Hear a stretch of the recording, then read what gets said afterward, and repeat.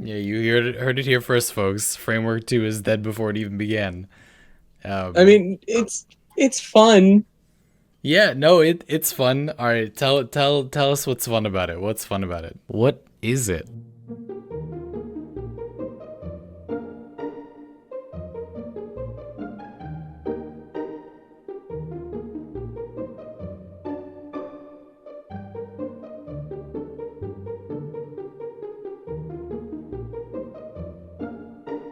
Honestly, wait, are you recording right now? Yeah, in your own words, Okay. what is it?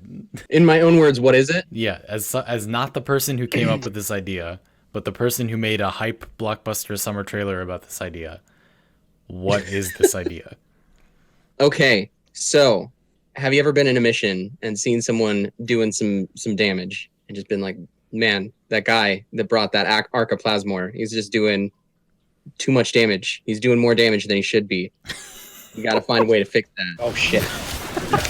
Or alternatively, let's say that you, for some reason, decide to go run like the newbie nodes in the early parts of the star chart, and you see that guy, and we've all been there. See that guy that's like MR1, and he's like just starting out, and he's like, "Oh, I'm gonna shoot those guys. I'm gonna shoot them with my gun that doesn't have any mods yet, but it doesn't matter because this game." And you're like, "Buddy, it's so cute that you want to be involved in but let's maybe you should put some mods on that Mark 1 Bratton. This is the fix for all of those things. No, It no, is this is great. I couldn't have said it better myself. No, you're absolutely right. This fixes everything. It does everything. So you can make people who have no damage have more damage, and somehow you can make people who have more damage have no damage. It's incredible. It does everything. it's basically using the unbridled power of buildcraft to mess with other people's builds in real time on the fly with Without their consent. Especially without their consent. Volt has an augment mod that adds electricity damage to a teammate's attacks whenever you hit them with his first ability that I forget the name of. I'm His blanking first on it ability right is now. called Hang on. Shock, and the augment's called Shock Trooper. Is it literally just shock? That's embarrassing. That's embarrassing. If you tag a teammate with shock, then they'll do extra electricity damage. It will add damage to their damage, and they'll do More of it. Yeah. more damage Well, with electricity in theory, in there. in theory, they're numerically doing more damage. We'll get back to why that's not always good later, but right, exactly. Frost also has an augment for his first ability called Freeze Force that does the same thing as Shock Trooper, except for cold. So allies that you hit with it gain cold damage. So we can give each other bonus damage, sure, but for our other two allies, we can give them both electricity and cold damage on all of their weapons. Electricity and cold? That makes magnetic damage, Tenno!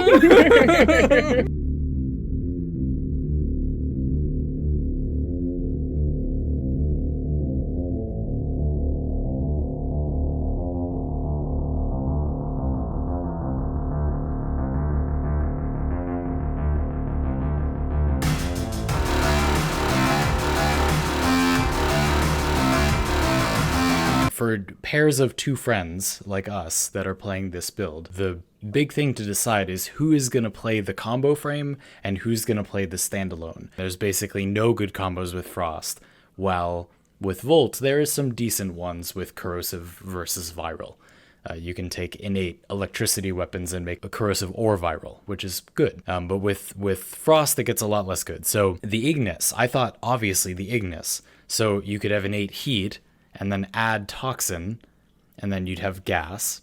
And then if you added electricity, it would make corrosive. So this would be the ember thing in reverse. Instead of starting with corrosive and getting gas, you start with gas and get corrosive. But that didn't work for some reason. So Shock Trooper didn't combine in. There were a lot of weapons like that. There were a lot of weapons that you would think they would combine in a certain way, and they just didn't. Yeah, well, and um, you mentioned it with the duality thing. yeah. So, anytime you're talking about using a certain weapon with duality, or anytime you start explaining kind of the benefits of duality, I guess, um, it's always kind of a little bit of a side note that you should try it with pretty much every weapon that you want it to work with, because chances are it might. There's a pretty good chance that you pick a weapon and that weapon is going to work pretty well with duality. But nobody making a duality build has time to go through duality plus every single weapon in the game.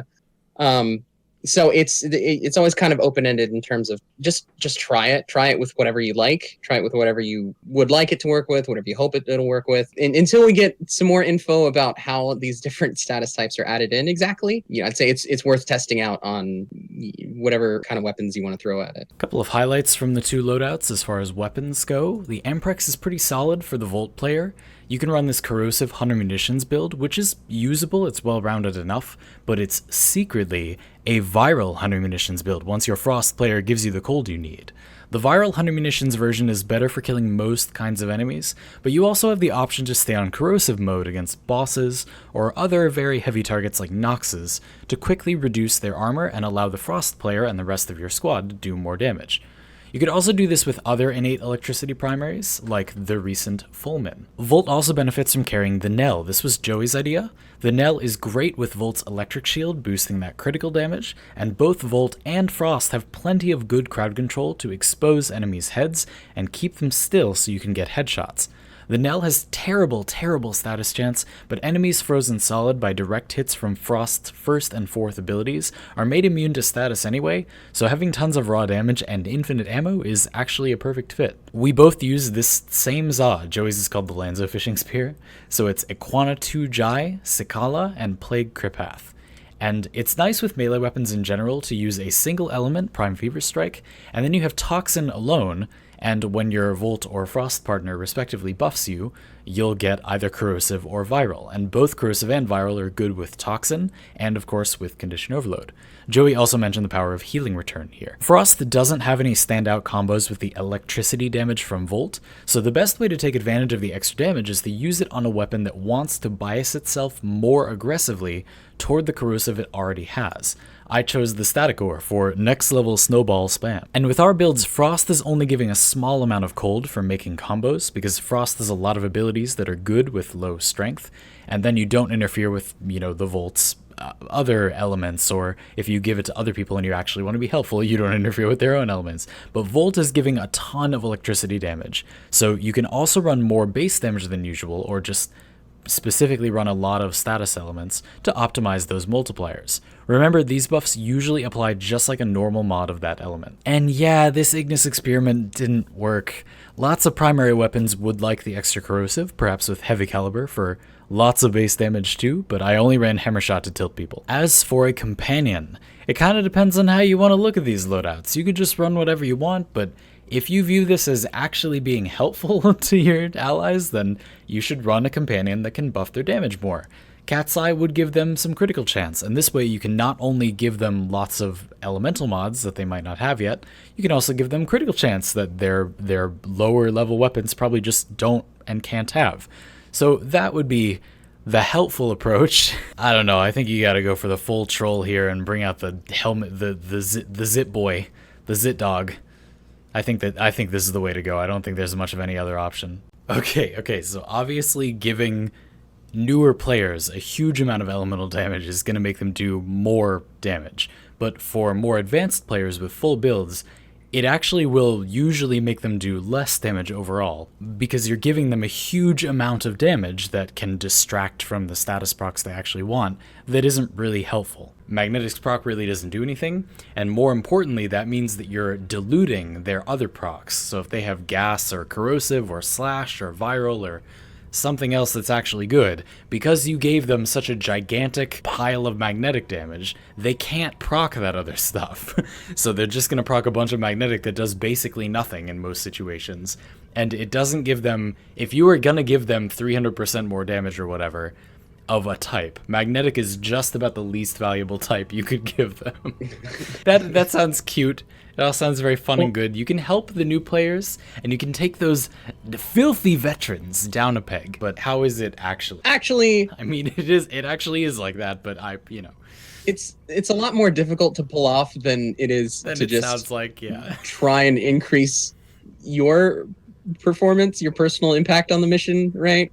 It's there's a lot more to it like you've got to worry about ally placement a little bit, sure, and like where they're moving, where they're gonna be moving, stuff like that. But also there's a little bit to it of kind of optimizing your gear for your squad mate's buff if you're doing it with two people. With your partner, it's not too bad because you can just say, "Hey, stand still, so I can buff you," or "Hey, give me the buff, I'll stand still," and then put down a waypoint, and then you can do it. Yeah, so that's not too bad.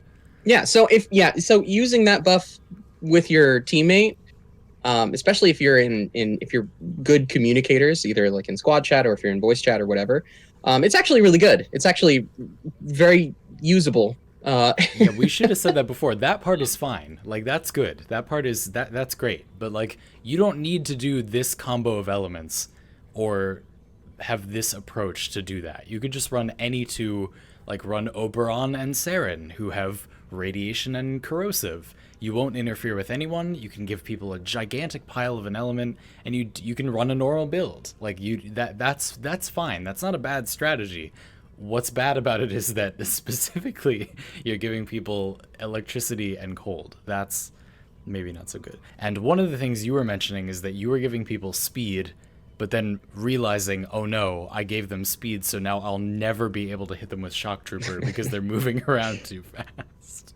Yeah, after the first couple of missions, it became really apparent that I kind of had to be a little bit strategic about my speed use, right? So either speed whenever everybody's already buffed up and we're all set, that we've reached peak performance on buffing everybody, or like tag just Xandy with a speed buff, and then we can, so that way we can catch up with everybody and then tag our other allies after the fact. What do you think? How would you rate this experience from 1 to 10? Why what, excuse me?